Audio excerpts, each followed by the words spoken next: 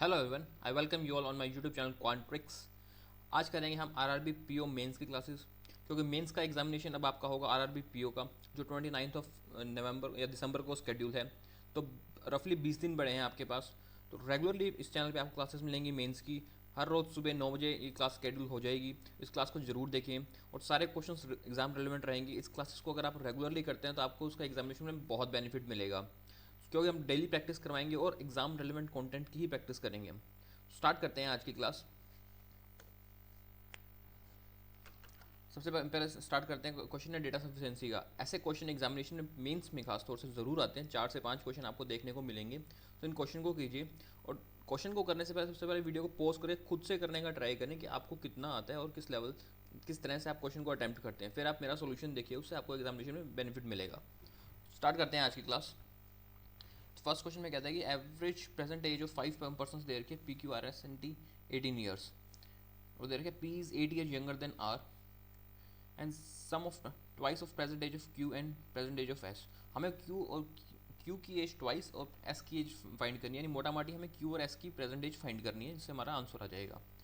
तो देखते हैं, पहले हमें दे रखी है एवरेज एज, तो इसे टोटल एज मिल जाएगी Q plus R S and T की, इतनी है 18.90, तो इनकी टोटल एज हो जाएगी 90। अब हमें दे रखा है उसके बाद कि P is 8 year younger then R। So P की दे रखी P is 8 year younger then R, ये हमें क्वेश्चन में दे रखा है। और उसके बाद हमें Q और S की एज फाइंड करनी है। सो फर्स्ट स्टेटमेंट से देखते हैं पहले कैसे आंसर आता है। फर्स्ट स्टेटमेंट में क्या रखा है, 2 year ago average age of P and R is 14 year. So 2 year ago उनकी 14 ईयर एज थी, तो आज उनकी एवरेज एज हो जाएगी 16 ईयर। तो उनकी P और R की टोटल एज मिल जाएगी हमें 32।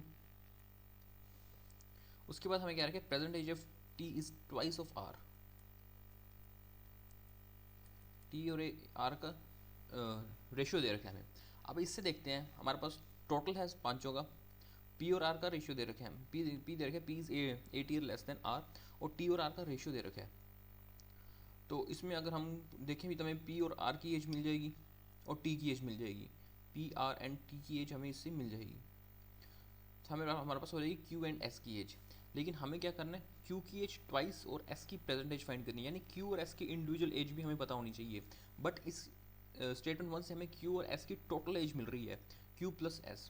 उसमें कौन बड़ा है, कितना बड़ा है, कितना छोटा है, वो हमें नहीं पता, इसलिए फर्स्ट से आंसर नहीं आएगा। अगर एक होता Q और S की एज को ऐड करके बताइए तो फिर हम उसका आंसर फाइंड कर सकते थे। तो ओनली वन से आंसर नहीं आता। अब चलते हैं स्टेटमेंट नंबर 2 पे।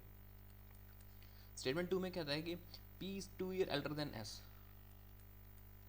P is 2 year elder than S, and age of P before 6 years, 50% age of S after 2 years. P की age before 6 years, 50% age of S after 2 years, ये एक रेशियो हमें दे रखे है। तो देखते हैं इस क्वेश्चन में सेकंड से क्या होता है, हमारे पास आंसर आता है नहीं आता। सो फर्स्ट का तो हमने देखा कि फर्स्ट से तो हमारा आंसर नहीं आ रहा। अब सेकंड में अगर हम देखते हैं तो उसमें P और S की एक एज दे रखी है हमारे पास, P बड़ा है S से 2 साल का, और P और S का रेशियो दे रखा है। तो P और S को अगर हम एक्स मान लेंगे तो P और S का की एज भी आ जाएगी।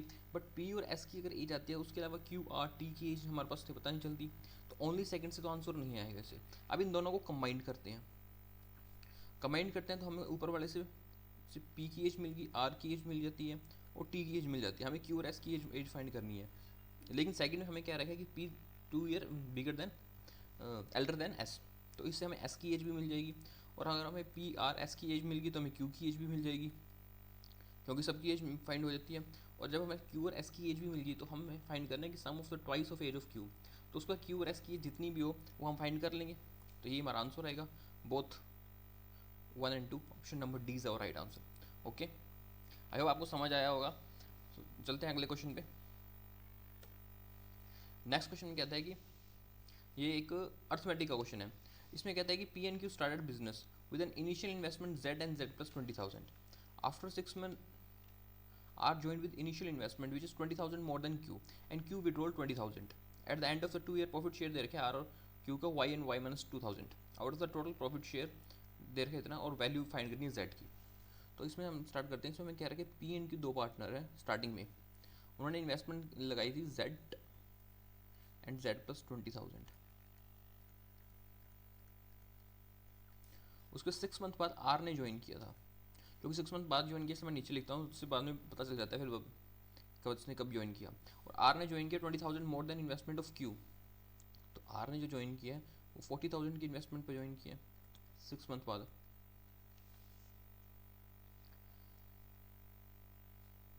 एंड क्यू विड्रो 20,000, और इस टाइम पे क्यू ने अपना विड्रॉ कर दिया 20,000 से। तो क्यू की इन्वेस्टमेंट आएगा Z eight the end of 2 year, यानी 24 मंथ्स के बाद हुआ है। तो जेड ने तो पी ने तो पैसे लगाए वो 24 मंथ के लगाए हैं, इन्होंने 6 मंथ के लिए तो इतना लगाया था, फिर उन्होंने 18 मंथ के लिए लगाया क्यू ने। एंड आर 6 मंथ बाद आया था तो आर का 18 मंथ का हो गया। तो इनका रेशियो निकाल लेते हैं सबसे पहले। तो ये कट जाएगा 6 चौक 24, 6 3 18, 6 3 18, तो ये हो जाएगा 4z 3, और एक हो जाएगा 4z प्लस 20,000 प्लस ये हो जाएगा 3z प्लस 1,20,000, ये 1,20,000 है। अब हमें दे रखा है कि प्रॉफिट शेयर दे रखा है आर एंड क्यू का, जो कि वाई एंड वाई माइनस 2,000 है। तो आर और क्यू का जो प्रॉफिट शेयर है वाई और वाई माइनस 2,000, इसका मतलब आर का प्रॉफिट और क्यू के प्रॉफिट में जो डिफरेंस है वो 2,000 रुपये का है। ठीक है, अब यहाँ से हम देख लेते हैं जो आर और क्यू के प्रॉफिट में डिफरेंस है 2,000 रुपये का है, यानी जो आर का प्रॉफिट था वो था 3z प्लस 1,20,000, और क्यू का प्रॉफिट था 4z प्लस 20,000। तो इन दोनों के जो डिफरेंस है प्रॉफिट में वो 2,000 का है। तो इनका डिफरेंस निकाल लेते हैं अगर, तो आर का था वाई एंड क्यू था वाई माइनस 2,000, यानी आर का ज़्यादा था तो आर में से क्यू माइनस हो जाएगा, तो यहाँ बचेगा माइनस का Z plus 1,00,000। And total profit हमें कितना दे रखा है 1,02,000। टोटल प्रॉफिट जब सबको ऐड कर देते हैं तो ये हो जाएगा 11z प्लस 1,40,000। तो इन दोनों का डिफरेंस था 2,000 एंड टोटल प्रॉफिट था हमारा 1,02,000। ठीक है, इसको काट लेते हैं, तो ये भी कट जाएगा 1/50 बना जाएगा। अब इसको मल्टीप्लाई कर लेते हैं, क्रॉस मल्टीप्लिकेशन कर लेते हैं इसका, ये आ जाएगा -51z प्लस 51 lakhs, जीरो ना गलत हो जाए बस कहीं, 11z प्लस 1,40,000। ठीक है, सही है। तो यहाँ आ जाएगा 62z और 1,40,000 इसमें से लेस हो जाएगा, तो ये हो जाएगा अपना 0 2 3 4, और यहाँ हो जाएगा ये 694। अब इसको डिवाइड कर देते हैं 62 से, ये सीधा सीधा करते हैं 6 8 7 6 42 8 6 48 8 z इज 80,000, z की वैल्यू आ गई 80,000, और हमें फाइंड करना है z की वैल्यू, and option number C is our right answer 80,000। Okay, समझ आ गया आपको? चलते हैं नेक्स्ट क्वेश्चन पे।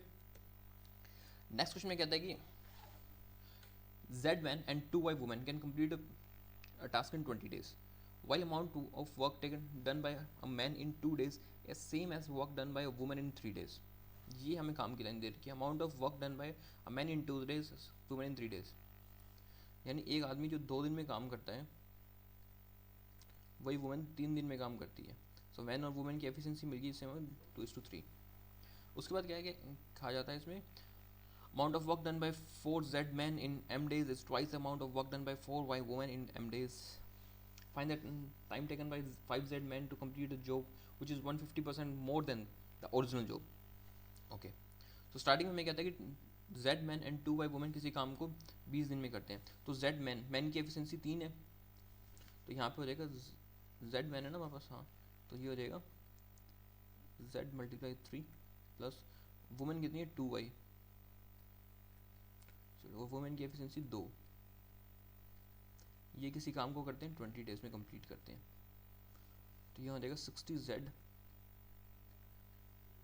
प्लस 80y, ये आ गया हमारा टोटल वर्क। टोटल काम कितना है उतना हमें मिल गया। अब उसके बाद क्या कहता है कि amount of work done bye 4z and m women is twice the amount of work done bye 4y women and m days. So 4z men man की एफिशिएंसी 3 है इन एम डेज, ये एम डेज में काम करते हैं। ये M man वाला नहीं है, ये सुनने एम डेज का है, यहाँ पे ये ध्यान रखना। Is twice the work done by four Y women. So 4 Y जो वुमेन है जिसकी एफिशिएंसी है 2, और ये एम डेज में काम करती हैं। 2 बाई, तो ये ट्वाइस काम करते हैं तो 2 बाई 1 हो जाएगा काम। तो यहाँ से 4 तो 4 कट जाएगा, तो एम भी कट गया, तो ये हो जाएगा 4 Y is equal to 3 Z. So Z and Y का जो रेशियो आ जाएगा तो वो हो जाएगा 4:3। यहाँ से जेड और वाई का रेशियो भी निकल गया। उसके बाद हमें क्या है, find the time taken by 5Z man complete the job which is 150% more than the original job. 150% मोर यानी 5/2 हो जाएगा ये, क्योंकि 150 मोर है तो यानी 250% हो जाएगा। तो इसमें देखते हैं कि 5Z मैन, टोटल मैन थे 5Z, और Z की वैल्यू हमारे पास आ गई थी 4, यहाँ पे हमने फाइंड की थी, ये मैं यहाँ पुट कर रहा हूँ। 4 करते हैं इन 3 डेज, तो ये आ जाएगा यहाँ 60, और हमें फाइंड करना है 150% कितने टाइम में करते हैं। तो टोटल काम था हमारे पास, टोटल 60Z और फिर 80Y था, तो Z की वैल्यू हमारे पास आ गई 60, तो Z की वैल्यू 4 आ गई, तो ये आ जाएगा 240, प्लस Y की वैल्यू यहाँ पे 3 है, तो ये भी जाएगा 240, टोटल वर्क हो जाएगा हमारे पास 480, टोटल वर्क हो जाएगा 480। अब हमें फाइंड करना है 480 डिवाइड बाई 60, और 5/2 यानी कि 150 ज़्यादा, 150% ज़्यादा करना है, तो इसको काट लेते हैं, 8 4 5 20, 20। Okay, this is our right answer 20। चलते हैं नेक्स्ट क्वेश्चन पे। बहुत अच्छे क्वेश्चन है, इन क्वेश्चन को करिए, सब आरआरबी पीओ मेंस लेवल के ही क्वेश्चन मैं करवा रहा हूँ, तो इनको जितना ज़्यादा से ज़्यादा क्वेश्चन करेंगे आपको उतनी एग्जामिनेशन में प्रैक्टिस और अच्छी हो जाएगी, और इसी लेवल के ही क्वेश्चन आते हैं एग्जामिनेशन में, तो इनको रेगुलरली करना। तो स्टार्ट करते हैं नेक्स्ट क्वेश्चन को। नेक्स्ट में कहते हैं कि shopkeeper sold 3 articles P Q and R. Okay, cost price देगा क्या, cost price of article is 100Z and it sold after Y% discount thus gain 33% profit.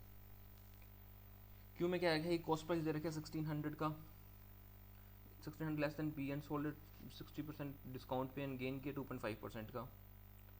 Are में भी दे रखा है। उसके बाद हमें एक इक्वेशन दे रखी है k square minus 56k plus 720 is equal to Q. So root of equation are z and y, और z जो है वो ग्रेटर देन y से। तो इसका सबसे पहले हम रूट निकाल लेते हैं, इनके रूट के तरह होंगे 720 के, तो ये हो जाते हैं 20 36 गुना 72 होते हैं ना, तो 36 एंड 20, और z ज़्यादा है तो 36 की वैल्यू होगी z एंड 20 मतलब होगा y। यहाँ से 2 रूट तो आ गए हमारे पास। अब देखते हैं आर्टिकल पी के बारे में क्या कहता है। आर्टिकल पी में कहता है कि कॉस्ट प्राइस इसकी 100Z है और z की वैल्यू 36 है, तो कॉस्ट प्राइस आ जाएगी इसकी 3600, ठीक है। And sold y% of discount, y% discount भी करता है और गेन करता है 33% का, तो इसमें 33% का गेन होता है, तो ये हो जाता है 4800। ये होता है कॉस्ट प्राइस, यहाँ आ जाएगी सेलिंग प्राइस, और यहाँ मैं लिख दूँगा मार्कअप प्राइस। Got it. उसमें 50% y% का डिस्काउंट है, y% है हमारा 20, यानी 20% के डिस्काउंट पे बेचता है, तो इनका रेशियो होगा सेलिंग प्राइस और मार्क प्राइस का 4:5, क्योंकि 20% का डिस्काउंट हो गया, तो मार्क प्राइस रहेगा 6000 आ गया। अब करते हैं क्यू की बात। क्यू में कहते हैं कॉस्ट प्राइस जो है 1600 लेस देन पी, तो उसका कॉस्ट प्राइस है 2000, क्योंकि 60,000 लेस देन पी।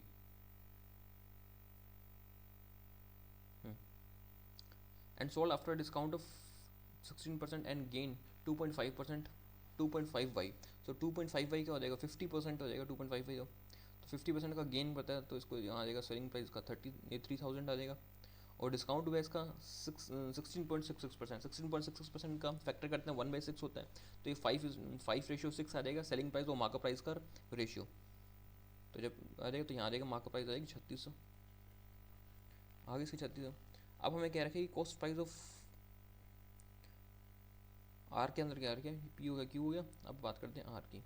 आर में क्या रखे, कॉस्ट प्राइस का एम है, सोल्ड एज जेड माइनस 11% पे एंड गेन करते हैं 9% पे। तो एम की वैल्यू तो अभी हमारे पास नहीं है, जेड की वैल्यू है हमारे पास, इसको डिस्काउंट मिला है, जेड है 36 एंड 25% का डिस्काउंट है यहाँ पे। उसके अलावा गेन होता है n%, और n की वैल्यू भी हुई भी हमारे पास नहीं है। नहीं है ना एम एन की वैल्यू भी नहीं है, एम की वैल्यू भी नहीं है। सो आर के बारे में हम कुछ नहीं पता कर सकते, सिर्फ इतना पता है कि डिस्काउंट मिलता है 25% का। अब चलते हैं क्वेश्चन पे, हो सकता है क्वेश्चन के अंदर वैल्यू दे दे। इसमें देखते हैं, इसमें कहता है कि profit if another article S is sold after discount of y% and इसका मार्कअप प्राइस है जो a% more than the markup price of P. So A जो है वो प्रॉफिट और ए की वैल्यू हमें दे रखी है, if A is the profit percentage on P. So P का प्रॉफिट परसेंटेज कितना है, पी का प्रॉफिट परसेंटेज हमने गेन किया वो 33.33% था। तो जो ये ए की वैल्यू है ये 33.33% है जो मोर देन पी है। और जो उसका उसमें क्या मार्कअप प्राइस जो है वो a% more than the markup price of P. तो पी का मार्कअप प्राइस कितने 6000, और इससे इसका 33% यानी थर्ड 1/3 निकाल देंगे, जो 1/3 ऐड करेंगे क्योंकि उसने कहा है कि a% मोर है, a% कितना 33.3 यानी 1/3 ज़्यादा है उसका। तो मार्केट प्राइस उसका 8000 था, उसका 6000 था, तो इसका आ जाएगा 8000। ये एस की बात हो रही है मार्कअप प्राइस की। और उसके बाद हमें क्या है कि सोल्ड डिस्काउंट ऑन y%। तो y% के डिस्काउंट पे सोल्ड होता है, y मतलब की वैल्यू हमें पता थी 20% हमने फाइंड कर रखी थी। तो यानी इससे इसका हमारे पास सेलिंग प्राइस भी मिल जाएगा। ठीक है, सेलिंग प्राइस आ जाएगा 6400, सेलिंग प्राइस आ गया। और उसके बाद हमें क्या रहेगा कि cost price of both the article is same, दोनों आर्टिकल का कॉस्ट प्राइस सेम है एस और पी का। सो पी का कॉस्ट प्राइस था 3600, एस का भी कॉस्ट प्राइस हो जाएगा 3600। तो यहाँ पे प्रॉफिट कितना आया 2800 एस का प्रॉफिट। और हमें क्या फाइंड करना है, हमें फाइंड करना है find the difference between profit earn article S and B. So article S और बी के प्रॉफिट फाइंड करना है। तो ये तो एस का प्रॉफिट आ गया, तो आर्टिकल पी का प्रॉफिट हमें कितना था, आर्टिकल पी का प्रॉफिट यहाँ से निकल जाएगा जो कि था 1200 रुपये। तो 1800 माइनस 1200,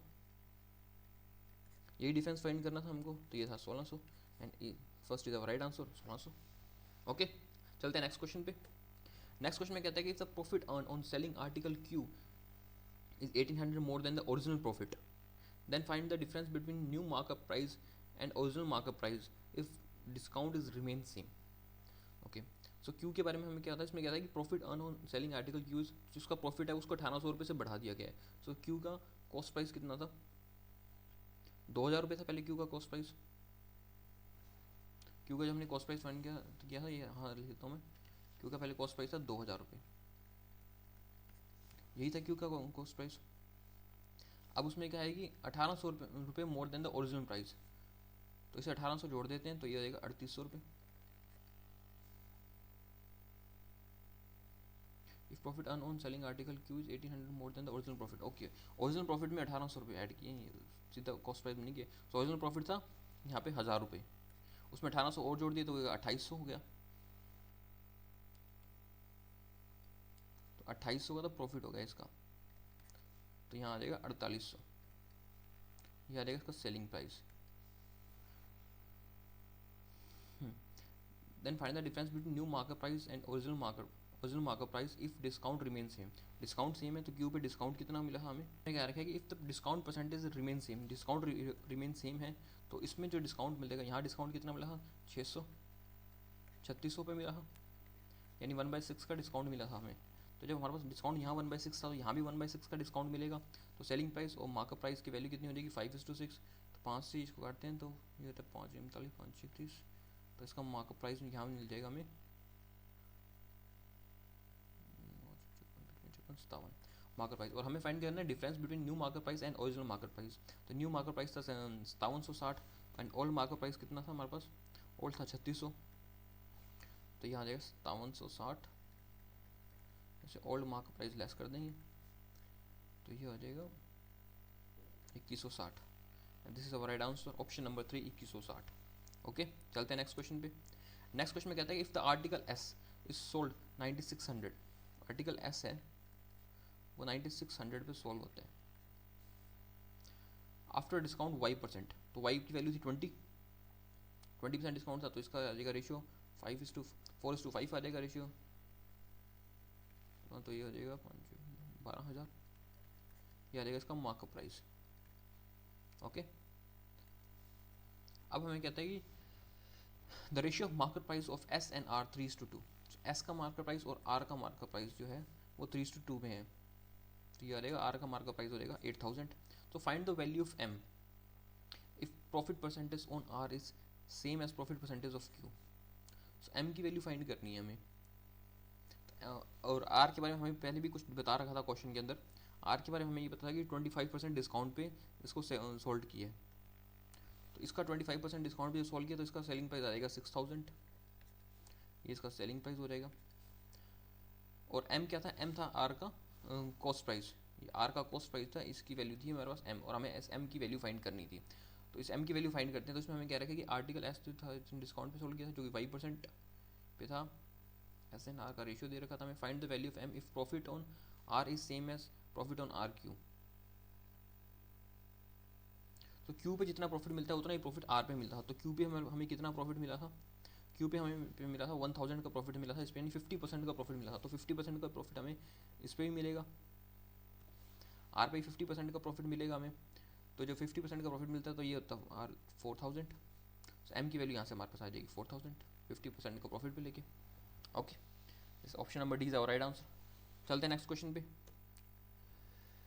नेक्स्ट क्वेश्चन है अलजेब्रा का क्वेश्चन, बहुत अच्छा क्वेश्चन है। ऐसे क्वालिटी क्वेश्चन ही आते हैं पीओ मेंस के एग्जाम में, खास तौर से प्रीलिम्स वाले कर लिए आपने, देख भी लिए कैसे होते हैं, मेंस के अब ऐसे होते हैं। सो इन्हीं को करने की प्रैक्टिस करें, क्योंकि यही आएंगे एग्जामिनेशन में, वो सिंपल वाले अब नहीं आते। सो इनको स्टार्ट करते हैं। सबसे पहले खुद से करने का ट्राई करना, फिर उसका मेरा सोल्यूशन देखना, क्योंकि उससे आपको पता चलेगा कि आप किस क्वेश्चन को कर पाते हो या नहीं कर पाते। तो हमें दे रखा है फर्स्ट इक्वेशन है z² - 10z + m के रूट दे रखे हैं a एंड b, और सेकंड के अंदर हमें y² - 8y + के रूट दे रखे हैं a, रूट साइन के a और a - b। ओके, फर्स्ट के भी रूट दे रखे हैं हमें, सेकंड के भी रूट दे रखे हैं। फिर उसके बाद थर्ड के अंदर हमें दे रखे हैं roots of equation C and D दे रखे हैं। फिर दे रखे हैं 12l² - 7l + 6, एक फोर्थ और दे रखे हैं रूट्स, और कोई और नोट नहीं दे रखा। रूट्स ऑफ इक्वेशन और reciprocal of root of equation 3। So first से ही स्टार्ट करते हैं इक्वेशन से। फर्स्ट इक्वेशन है z² - 10, यहाँ लिखते हैं z² - 10z + m = 0। ये फर्स्ट इक्वेशन है हमारी। इसके अंदर अगर मैं देखूँ, इसका समेशन ऑफ, इसके जो दो रूट हैं वो a एंड b है, यानी अगर मैं समेशन ऑफ रूट्स करूँ यानी a + b करूँ, तो उसकी वैल्यू आ जाएगी 10। यही वैल्यू आती है इसके हमारे पास।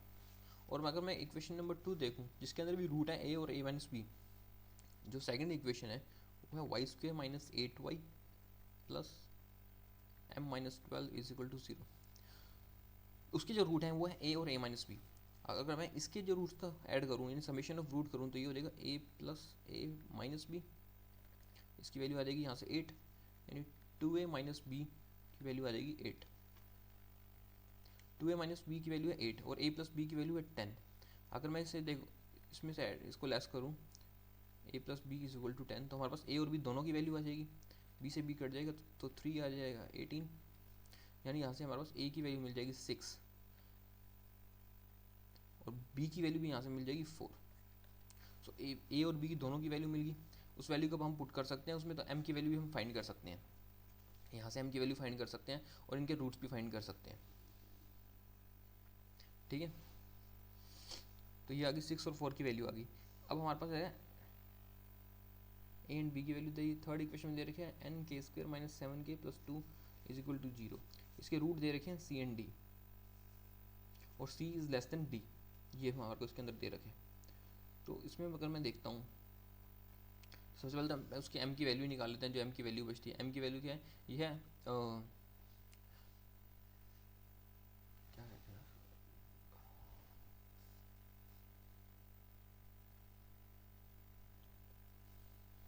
इसको देखते हैं। चलो, समेशन ऑफ द रूट किया, इसका अगर मैं प्रोडक्ट ऑफ रूट निकालूँ यानी a एंड b, उसकी वैल्यू है m। तो a और b की वैल्यू हमारे पास है 6 एंड 4, तो ये हो जाएगा 24 = m।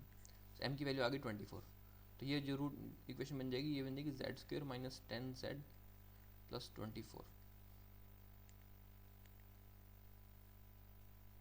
इसके रूट आ जाएंगे 6 एंड 4। ये a हो जाएगा b, क्योंकि a बड़ा है b से। Got it. अब चलते हैं थर्ड इक्वेशन पे। फर्स्ट और सेकंड हो गई, यहाँ भी आ जाएगी m24 है, उसमें 12 के यहाँ 12 बचेंगे ना। तो यहाँ थर्ड इक्वेशन चलते हैं। थर्ड कहता है कि n² - 7k + z = 2, z + 2 = 0, और रूट है इसके c एंड d। तो थर्ड इक्वेशन पे देखते हैं हम यहाँ से। थर्ड इक्वेशन में कहता है कि n² -7k plus 2 is equal to 0। इसके जो रूट है सी एंड डी है। अब इसमें मैं अगर समेशन ऑफ रूट करता हूँ तो सी प्लस डी, उसकी वैल्यू हो जाएगी 7/n, 7/n हो जाएगी उसकी वैल्यू। और अगर मैं इसके प्रोडक्ट ऑफ रूट करता हूँ सी एंड डी, तो उसकी वैल्यू हो जाएगी 2n। ठीक है। अब अगर हमें इसमें कह रहा है कि ये जो रूट्स हैं, roots of equations are reciprocal of root of equation 3। जो इक्वेशन 4 के रूट्स हैं वो इक्वेशन 3 के रूट्स का रेसिप्रोकल है। तो अगर मैं इक्वेशन 4 पे देखता हूँ फिर मैं, तो इक्वेशन 4 के जो रूट उसका रेसिप्रोकल है तो 1/c मल्टीप्लाई 1/d, उसका रेसिप्रोकल कर देंगे तो यहाँ ये आ जाएगी, इसका प्रोडक्ट ऑफ रूट करते हैं तो 6/2 आ जाएगा, 6/2, यानी कि इसको 6/2 ही रहने देते हैं, काटते नहीं, ये हो जाएगा 6/2। तो यहाँ पे हमें वैल्यू मिल जाएगी, तो वैल्यू हो जाएगी हमारी सी एंड डी की वैल्यू यहाँ पे 2n है, तो यहाँ आ जाएगी 1/2n। तो यहाँ पे आ जाएगा हमारा 6/2, तो 2 से 2 कट जाएगा, तो n की वैल्यू आ जाएगी यहाँ से हमारे पास 6, n की वैल्यू आ जाएगी 6 यहाँ से। अब हम चलते हैं सेकंड इक्वेशन पे और थर्ड इक्वेशन पे, थर्ड इक्वेशन और फोर्थ इक्वेशन पे। तो उसमें देखते हैं सारी वैल्यूज पुट करते हैं, तो उसके बाद उसके फैक्टर्स निकालते हैं कि कैसे निकलते हैं। तो फर्स्ट जब n की वैल्यू 6 आ गई तो जो तीसरी इक्वेशन है वो है 6k² माइनस के 7k प्लस के 2 इज इक्वल टू 0। ये आ जाएगी इक्वेशन। अब इसके हम फैक्टर देखते हैं, तो 6 दूनी 12, तो 4 3 12 होते हैं, तो 4 और 3 आ जाएगा इसके, 4 और 3 डिवाइड बाई 6 और डिवाइड बाई 6, ये आ जाएंगे इसके। और उसके बाद हम अगर फोर्थ इक्वेशन में देखते हैं तो ये पहले इसको काटें क्या, ये करते हैं 1/2/3 आया इसका रूट और 1/2 आ गया, तो तीसरे तो ये आ गए। अब चलते हैं फोर्थ में।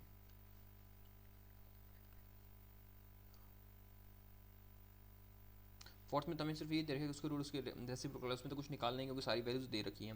क्वेश्चन में देखते हैं फिर क्या होता है, फिर उसके अकॉर्डिंग क्वेश्चन करते हैं सारा। वैल्यूज तो सारी आ गई। क्वेश्चन है हमारा पास, find the value of 2n² plus 3m। तो n और m की वैल्यू फाइंड करनी है हमें। तो n की वैल्यू तो हमने यहाँ से 6 फाइंड कर ही ली थी, और m की वैल्यू भी हमें यहाँ मिल गई थी 24। तो 6 की value 36 into 2 72 plus 3m, m की वैल्यू थी 24, दैट इज 22, तो 144। Option number C is our right answer, 144। Okay, चलते हैं नेक्स्ट क्वेश्चन पे। नेक्स्ट क्वेश्चन है नंबर सीरीज का। देखो एक तो नंबर सीरीज होती है जो प्रीलिम्स में आप लोगों ने की, सिंपल सी नंबर सीरीज आती है, अभी क्लर्क में भी की थी, और क्लर्क में तो बहुत ही फालतू सी थी। आरआरबी में थी तो थोड़े से चलो लॉजिक बड़े होते हैं, बाकी क्वेश्चन वही होते हैं सेम से। लेकिन अगर जब आप आरआरबी पीओ मेंस में नंबर सीरीज करते हो तो वो इतनी सिंपल नहीं आती है, थोड़ा टाइम कंज्यूमिंग भी होती है, और थोड़ा सा आपको लॉजिकली भी सोचना पड़ता है कि इसमें क्या करना है। तो उसी नंबर से करते हैं, वो कुछ ना कुछ करवाएगा आपसे, या वो अलग सीरीज़ बनवाएगा, या कोई डिफरेंस पूछेगा, या कुछ ना कुछ पूछेगा, सीधा सीरीज़ नहीं देगा वो। तो इसी तरह के क्वेश्चन आते हैं एग्जामिनेशन में, तो इसको देखते हैं क्या आते हैं। सबसे पहले मैं दे रखा है 22, 190, 416, 714, 1066 और 1506। अब अगर मैं इसमें देखूँ तो इसमें जो डिफरेंस दिखता है मेरे को, क्योंकि मल्टीप्लाई तो नहीं हो रहा है, यहाँ पे 1066 है, यहाँ पे 1506 है, तो इसमें डिफरेंस ही होगा। तो यहाँ पे देखते हैं सबसे पहले, तो यहाँ फर्स्ट डिफरेंस दिखता है मेरे को 168 का, ठीक है। दूसरा मेरे को दिखता है 228 का। तीसरा डिफरेंस देखते हैं, सिर्फ डिफरेंस पे ही बेस रहना पड़ेगा। तो जो तीसरा डिफरेंस है ये 226 का, सॉरी। तीसरी जगह डिफरेंस देखते हैं तो ये दिखता है मेरे को 298 का, फिर 714 और तो ये होता है 4 5 352 का, और फिर डिफरेंस आता है हमारे पास 44 का, 440 का। 440 तो 21 का स्क्वायर होता है, 441 होता है उसके पास होता है 13 169, और ये 13 के स्क्वायर के पास है, ये 21 के स्क्वायर के पास है, ये 15 के स्क्वायर के भी पास है। तो ये होगा 13 का स्क्वायर 169 माइनस 1, तो ये हो जाएगा 15 का स्क्वायर प्लस 1, हो जाएगा 21 का स्क्वायर -1, -1 + 1, माइनस प्लस माइनस, और 13 15 17 19। ओड नंबर पे बैठते हैं सारा, यहाँ पे आना था 17 का स्क्वायर -1, 17 का स्क्वायर होता है 289 और 288 आना था यहाँ पे, जबकि यहाँ पे है 298 का डिफरेंस, जबकि डिफरेंस होना था 288 का। तो ये हमारा रॉन्ग नंबर आ जाएगा। इसमें हम फाइंड करना है P is the wrong number and Q is the correct number. So जो रॉन्ग नंबर है P वो होता है 714, और जो करेक्ट नंबर है Q वो उससे 10 कम हो जाएगा 704। ये हमने इसे फाइंड कर लिया। अब इसमें देखते हैं पूछा गया क्वेश्चन में पूछा कि which of the following are true. So Q -3 is a prime number. Q -3 701, 701 prime number होता है, किससे कटता ही, किसी से 17 19 30 नहीं होता, ये प्राइम ही है 701। उसके बाद पूछा है when P is divided by 15 remainder is perfect square. तो P को 15 से डिवाइड करते हैं, 714 को डिवाइड करना है 15 से, तो 15 चौक 60, 15 105, तो 9 बचता है। 9 इज परफेक्ट स्क्वायर।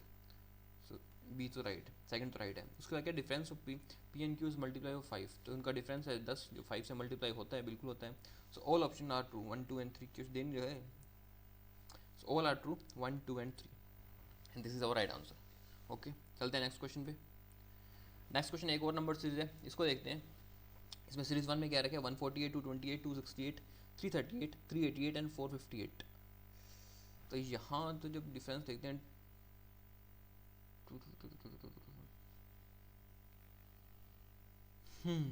यहाँ से डिफरेंस देखते हैं सबसे पहले तो यहाँ तो 80 का डिफरेंस आता है जो कि ऐड हो रहा है, यहाँ ऐड हो रहा है 40,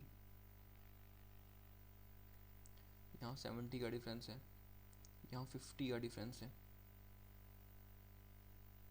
यहाँ 70 का डिफरेंस है, यहाँ 50 का डिफरेंस है। तो 50 70 50 70, पर यहाँ 80 और 40 का है। तो अगर यहाँ पे भी डिफरेंस 70 का होता और यहाँ 50 का होता, फिर हमारी सीरीज लॉजिकली बैठ जाती। तो ये तो हमारा रॉन्ग नंबर है 228, तो ये हमारा रॉन्ग नंबर आ जाएगा। और हमें फाइंड करना है wrong number P N Q, तो पी तो आ गया हमारा 228। अब देखते हैं क्यू क्या है।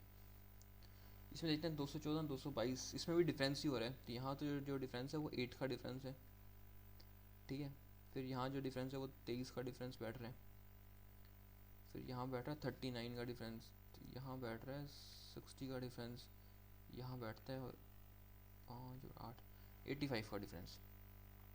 8 23 39 40 85 60 85, तो क्या हो सकता है ये 8 23 40 60 85।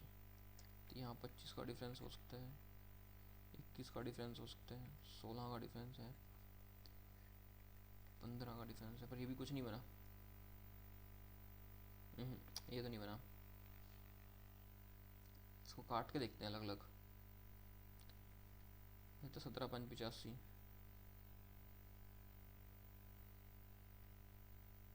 15 चौक 60, 13 3 39, ये बन गया ना 13 15 17 और 3 4 5। तो यहाँ पे हो जाना था 11 इंटू 2, फिर यहाँ होता 9 इंटू 1 9, तब होता, यानी 222 ही गलत है। यहाँ पे 8 नहीं या 9 का डिफरेंस होना था। तो क्यों आ जाएगा हमारा 222, यही सही है। ये नीचे वाला ये रॉन्ग है, ये राइट है ऊपर वाला। उसके बाद क्या है which of the following is correct. On adding 4 to difference between P and Q we get perfect square. Difference में पी और क्यू के जो डिफरेंस है जो 6 है उसमें 4 को ऐड करते हैं तो परफेक्ट स्क्वायर बनता है, कुछ नहीं बनता परफेक्ट स्क्वायर। उसके बाद P and Q is greater than 5, जब इनको ऐड करते हैं तो ग्रेटर देन 500 है, बिल्कुल नहीं है, दोनों रॉन्ग है। नन ऑफ दिस आएगा इसका आंसर, दोनों ही रॉन्ग आते हैं। ओके, चलते हैं नेक्स्ट क्वेश्चन पे। नेक्स्ट क्वेश्चन में देखते हैं 33 50 80 p प्लस 2 193 282 एंड 400। तो यहाँ तो जो डिफरेंस दिख रहा है फर्स्ट में, तो यहाँ तो दिख रहा है 17 का डिफरेंस, यहाँ दिख रहा है 30 का डिफरेंस, यहाँ दिख रहा है 89 का डिफरेंस, और यहाँ दिखता है हमको 118 का डिफरेंस। 17, 30, 89 और 18 का डिफरेंस। तो यहाँ जो अगर डबल डिफरेंस करूँ तो 29 आता है यहाँ पे, यहाँ आते हैं 13 का डिफरेंस। कुछ बनती है कि सीरीज इसके अंदर हमारे पास है एक ये डिफरेंस, तो 13, 15, 17 ना 13, 17, 13, 17, 19 और फिर उधर आएगा 23, ऐसे एक डिफरेंस यहाँ भी है 13, 17, 19 और फिर 23 और फिर 29। हाँ, प्राइम नंबर का डिफरेंस बन जाता है यहाँ, प्राइम नंबर का डिफरेंस ले सकते हैं। तो अगर मैं इसको देखूँ तो 80 में 17 ऐड करते हैं तो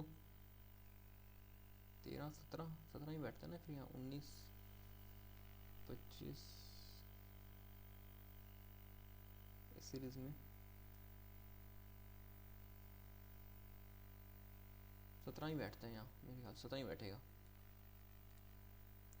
तो यहाँ 17 का डिफरेंस है, तो 30 में 17 जोड़े 47 और 80 में 47 और ऐड कर देंगे तो ये आ जाएगा 127, जो कि p+2 की वैल्यू आ जाएगी। तो 125 वैल्यू आ जाएगी हमारा p की। ओके, तो हमें वैल्यू फाइंड करनी है p की, तो ऑप्शन नंबर डी इज और राइट आंसर 125। ओके, चलते हैं नेक्स्ट क्वेश्चन पे। नेक्स्ट क्वेश्चन है एक डी का। ऐसी डी ज़रूर मिलेगी आपको एग्जामिनेशन में, और बहुत टफ नहीं होती है, RRB PO की डी करने लायक होती है और बहुत अच्छे स्कोर देके जाती है, क्योंकि हर क्वेश्चन 1.25 मार्क्स का होता है और 5 क्वेश्चन आते हैं इसमें। तो स्टार्ट करते हैं इसको। फर्स्ट में देगा cumulative percentage distribution of number of mobile covers manufactured in March, और उसका दे रखे percentage number of mobile cover manufactured in April दे रखे हैं as number of mobile cover manufactured in March, तो उसका परसेंटेज दे रखे हैं अप्रैल का मार्च के कंपेरिजन में। और फिर दे रखे percentage of number of mobile cover manufactured in May more than the number of mobile cover manufactured in April. मई में कितना ज़्यादा है अप्रैल से, वो दे रखे हैं। तो सबसे पहले तो हम जो कम्युलेटिव परसेंटेज है उसको सेट करते हैं। कम्युलेटिव परसेंटेज को नॉर्मल परसेंटेज में बनाते हैं, तो ये हो जाएगा 18%, तो ये हो जाएगा 12%, फिर आ जाएगा 25%, फिर आ जाएगा हमारा 15%, एंड देन फिर आ जाएगा हमारा 30%। ये आ जाएगा क्यूमुलेटिव परसेंटेज, ये नॉर्मल परसेंटेज। अब हमें इसमें क्या दे रखा था, और कुछ दे रखे, हाँ दे रखे हैं टोटल नंबर ऑफ मोबाइल का और manufacture in March 500। So total value दे रखी है 500 की, जिससे हमको मार्च के सभी के इंडिविजुअल वैल्यू मिल जाएगी A to E का। तो इसको फाइंड कर लेते हैं, तो यहाँ आ जाएगी 500 जो कि टोटल वैल्यू है। 18, 5, 90, 12, 5, 60,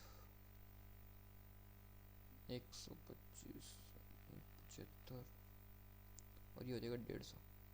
ये तो आ गई मार्च की वैल्यू। अब हमें दे रखे mobile cover manufacture in April as compare to March. अप्रैल में कितने हैं कंपेयर टू मार्च, तो अप्रैल की वैल्यू हमें दे रखी है, तो यहाँ से अप्रैल की वैल्यू निकाल देंगे। 8, 9, 72, 54, 75,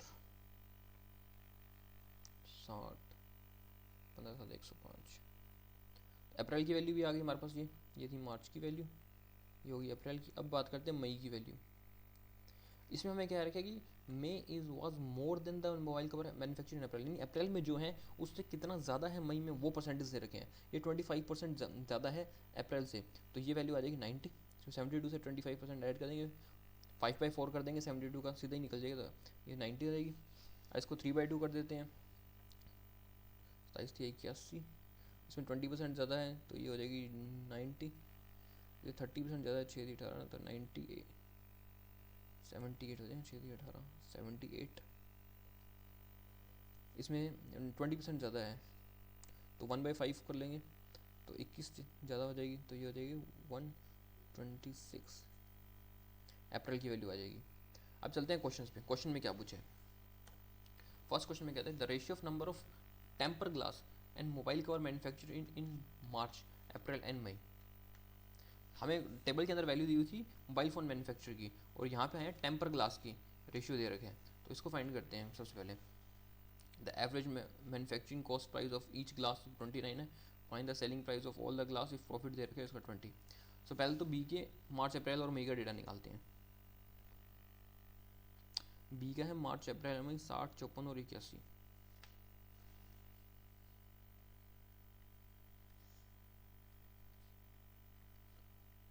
मार्च, अप्रैल एंड मई। और इसमें हमें दे रखा है कि मोबाइल फ़ोन मैन्युफैक्चरर और ग्लास मैन्युफैक्चरर का रेशियो दे रखा है, ग्लास मैन्युफैक्चरर और मोबाइल फ़ोन मैन्युफैक्चरर का। तो ये यहाँ दे देगा ग्लास का, ठीक है, ग्लास हो जाएगा 50, 8 48, ठीक है, 99, ये रहेगा ग्लास। और उसके बाद हमें दे रखा है average manufacturing cost of each glass 29 rupees का ईच ग्लास है। तो इन तीनों का सबसे पहले तो टोटल कर लेते हैं, टोटल ग्लास हैं कितने, 197 है टोटल ग्लास, और हर ग्लास का प्राइस है 29, और उसने उसको बेचा है प्रॉफिट पे, 20% के प्रॉफिट पे बेचा है, तो यानी इसको 6/5 पे बेचा है। ये जो वैल्यू आएगी ये हमारा आंसर हो जाएगा। तो इसमें करते हैं सबसे पहले तो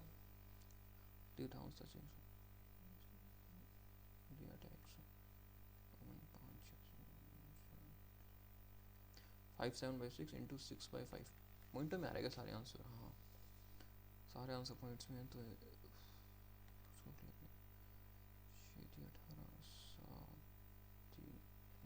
हो जाएगा,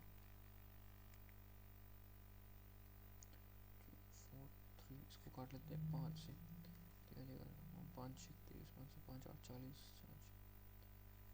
5.6 6855.6 ऐसा है कुछ। Option number D is our right answer, 6855.6। Okay, चलते हैं नेक्स्ट क्वेश्चन पे।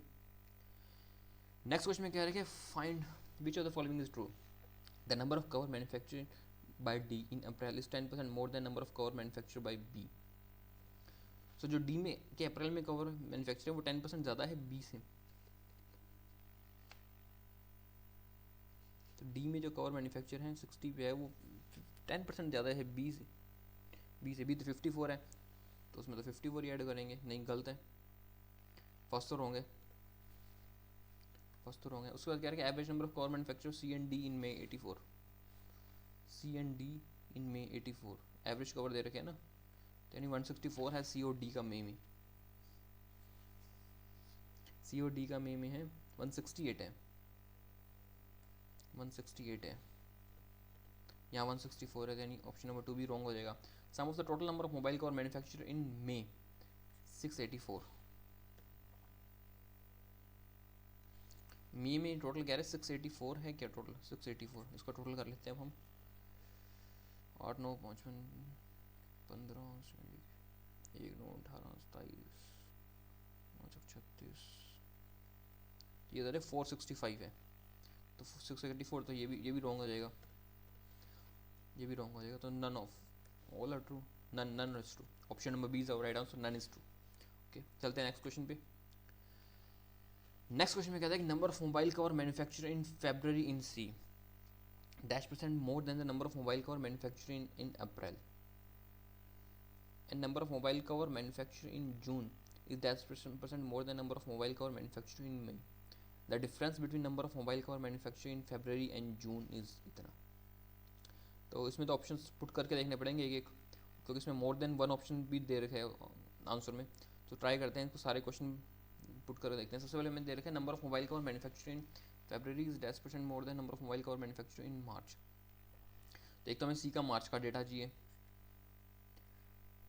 इन June is -% more than number of mobile cover manufacture in May, और हमें मई का डेटा भी चाहिए, सी का मार्च और मई का डेटा चाहिए हमें इसमें। तो सी का मार्च, सी ने मार्च में किया 125 और मई में किया 90, 125 तो मार्च में और मई में 90। तो सबसे पहले फर्स्ट से देखते हैं। तो इसमें कहता है कि जो फेब्रवरी है उसमें 20% मोर, फर्स्ट में रख के देखता हूँ, 20% more than the number of mobile cover manufacture in March, मार्च से 20% ज़्यादा है, तो इसका 20% हो जाएगा 25, तो ये जाएगा 150। और उसके बाद क्या रखेगा कि number of mobile cover manufacture in June is -% more than the number of mobile cover manufacture in May, 50% ज़्यादा है इससे, तो इसका 50% 45 हो जाएगा, तो इसमें 45 और ऐड कर देंगे, तो ये देगा 135। एंड डिफरेंस बताना है फेब्रवरी एंड जून का, तो फेब्रवरी और जून का डिफरेंस 15 आता है, तो फर्स्ट तो आंसर यहीं रॉन्ग आएगा 65। सेकंड में हमें क्या, फर्स्ट तो रॉन्ग हो गया, सेकंड में क्या था कि 20% ज़्यादा, तो ये तो 150 आ जाएगा।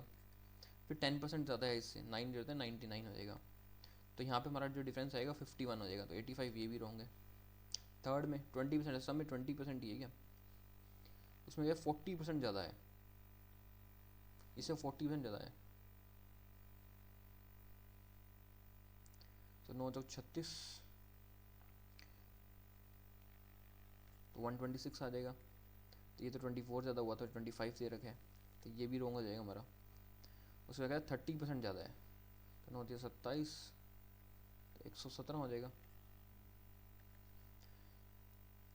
तो ये 33 ज़्यादा, हाँ ये बैठ गया सही। Option number D is right answer, only option D है, मोर देन वन का आंसर नहीं आएगा, ओनली ऑप्शन डी 33। तो इस तरह सबको रख रख के देखने पड़ेंगे यार, मेन से कुछ तो कराएगा वो, बिल्कुल ऊपर नीचे प्लस माइनस करके तो पूछेगा ही नहीं। उसको चलते हैं नेक्स्ट क्वेश्चन पे।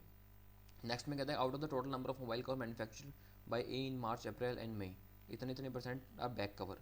Out of the total number of back cover manufacture by A 20% are defective, non defective. और हाँ चलो ए का मार्च अप्रैल और मई का डेटा देखते हैं सबसे पहले। ए का मार्च अप्रैल एंड मई 90 72 90, ये डेटा था 90 72 एंड 90, जो कि था मार्च अप्रैल एंड मई। इसमें देखा 60% 75% एंड 80% आर बैक कवर थे, 60% 70% एंड 85%, 80% आर बैक कवर। 9 54, इसको करते हैं, ये हो जाएगा 3/4 हो जाएगा इसका, 54 और उसका 80%, 8 9 72, ये बैक कवर थे। Out of the number of back cover manufacture 20%, इसमें 20% तो डिफेक्टिव थे, तो हमें फाइंड करना non defective, find number of non defective back cover manufacture by A in all 3 months together. तो इसका तो डेटा सारा पॉइंट्स में आएगा, क्या पॉइंट में आंसर आता है हमारा, स्क्वायर ऑफ 12,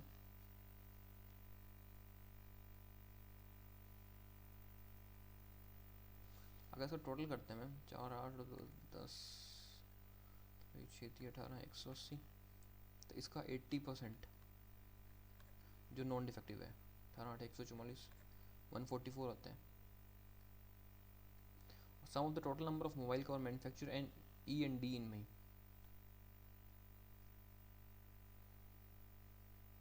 तो ई और डी के मई में कितने थे, ई एंड डी के मई में थे ये 8 6 14 7 3 204, तो ये तो गलत हो जाएगा, ई और डी के तो मई में 204 थे, ये तो आंसर है wrong. Sum of total number of mobile cover manufacture C and D in April, तो सी एंड डी के अप्रैल में कितने थे इसके पास, हमारे पास 135, तो 135 से ये भी रॉन्ग हो जाएगा। स्क्वायर ऑफ 12 ये सही है, 12 का स्क्वायर हो जाएगा। 154 ये भी गलत है, only option A B and C, C option is right. Okay चलते हैं नेक्स्ट क्वेश्चन पे। नेक्स्ट क्वेश्चन अर्थमेटिक, एक और क्वेश्चन है, इसको देखते हैं। इसमें कहते हैं कि A B and C started a business with an amount of rupees M minus 5000 12,000, time duration दे रखी है एबीसी की 5 month 3 month and 4 month. At the end of the year they receive profit 25:20:16, find the value of M by 1000 का square. So 3 partner है A B and C, business start करते हैं। ए ने किया एम माइनस 5000 पे, B ने किया था एम पे, एंड सी ने बिजनेस स्टार्ट किया 12,000 पे। तो इन्होंने इन्वेस्टमेंट किया था इसमें, तो 5 मंथ के लिए किया था, देन इसने 3 मंथ्स पे किया था, और सी ने किया था 4 मंथ पे। ये हो जाएगा 5M माइनस 25,000, 3M 48,000, ये रेशियो देखेंगे। और हमें इसका प्रॉफिट रेशियो देखें 25 20 एंड 16, तो इससे हम M की वैल्यू तो फाइंड कर सकते हैं। हम तीनों का रेशियो लेने की जरूरत नहीं है, सिर्फ बी और सी का लेने, क्योंकि बी और सी में सिर्फ एक ही फैक्टर आता है जो अननोन है, जो कि है M। तो ये हो जाएगा 3M अपॉन 48,000